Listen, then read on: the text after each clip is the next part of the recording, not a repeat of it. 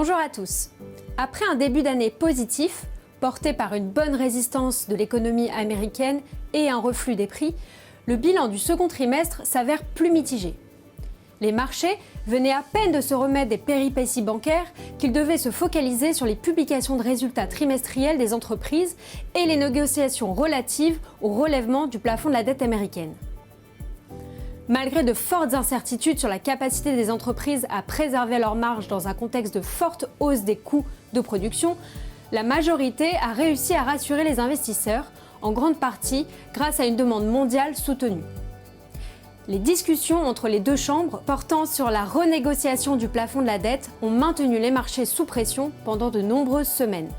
Bien que nous anticipions une issue favorable sur un sujet qui s'est posé à 78 reprises depuis 1960, un scénario catastrophe comme celui de 2011, qui avait conduit Standard & Poor's à abaisser la notation américaine, n'était pas à exclure. Enfin, la BCE et la Fed ont poursuivi leur politique restrictive compte tenu des niveaux d'inflation qui restent nettement supérieurs à leur cible de 2%. En conséquence, les taux ont repris leur tendance haussière au cours du trimestre. Outre-Atlantique, le rendement des bons du Trésor à 10 ans a progressé de 37 points de base, s'affichant à 3,83%. En France, le rendement de l'OAT 10 ans clôture le trimestre à 2,93%. Sur les marchés actions, l'environnement incertain a incité les investisseurs à privilégier le marché américain, à l'image du S&P 500 qui affiche une progression de 8,3%. Le Nasdaq bénéficie également de ce contexte et en profite pour effacer une partie de la baisse de 2022, affichant un rebond de 15,2% sur la période. Les autres zones géographiques ont quant à elles été placées sous le signe de la consolidation. Le CAC 40 et l'Eurostoxx 50 ne progressent que de respectivement 1,1 et 2%. Et la Chine corrige de plus de 7% en raison d'un redémarrage économique post-Covid moins solide que prévu. Dans ce contexte, les portefeuilles de référence ont bien performé et affichent des performances de respectivement 2,6, 5, 7,9 et 8,8% sur les profils modérés, équilibrés, dynamiques et PEA, portés notamment par les bonnes performances du luxe et de la technologie, deux de nos plus fortes convictions.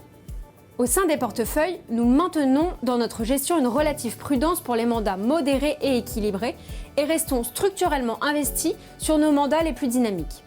Nous gardons une préférence pour les États-Unis, dont l'économie reste résiliente, et les pays émergents qui devraient bénéficier de politiques monétaires plus accommodantes et de la réouverture de la Chine. D'un point de vue sectoriel, nous continuons de privilégier les secteurs de qualité et de croissance comme la technologie, le luxe et la santé, qui représentent à eux seuls environ 60% de notre poche action.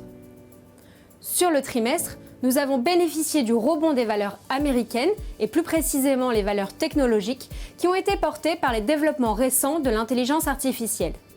À ce titre, le fonds AmpleGES Pricing Power US a été un contributeur positif au sein des portefeuilles puisqu'il progresse de 14,35% sur le semestre, grâce à des valeurs comme Microsoft, Apple ou encore AMD dans le secteur des semi-conducteurs.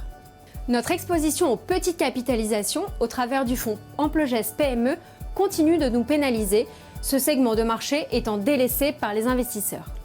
Cependant, la décote de ces sociétés nous semble injustifiée au vu de leurs fondamentaux solides.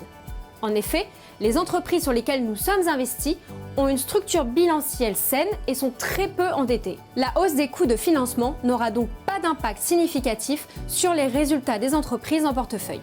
Nous sommes confiants dans la capacité du fonds à connaître un fort rattrapage par rapport aux grandes capitalisations. Par ailleurs, afin d'avoir une allocation de portefeuille plus directionnelle, nous avons continué de réduire notre exposition à la gamme de fonds Latitude. Ainsi, nous avons profité du contexte de taux actuel pour capter du rendement en renforçant la poche obligataire au travers notamment du fonds Octo Credit Value. De plus, après avoir souffert de l'épisode Crédit Suisse, le fonds Lazard Crédit a rattrapé ses niveaux de début d'année. Dans les prochaines semaines, nous resterons attentifs aux publications économiques qui dicteront les prochaines actions des banques centrales. Nous suivrons également de très près les publications de résultats trimestriels des entreprises. Nous vous donnons rendez-vous début octobre pour notre prochain bilan trimestriel.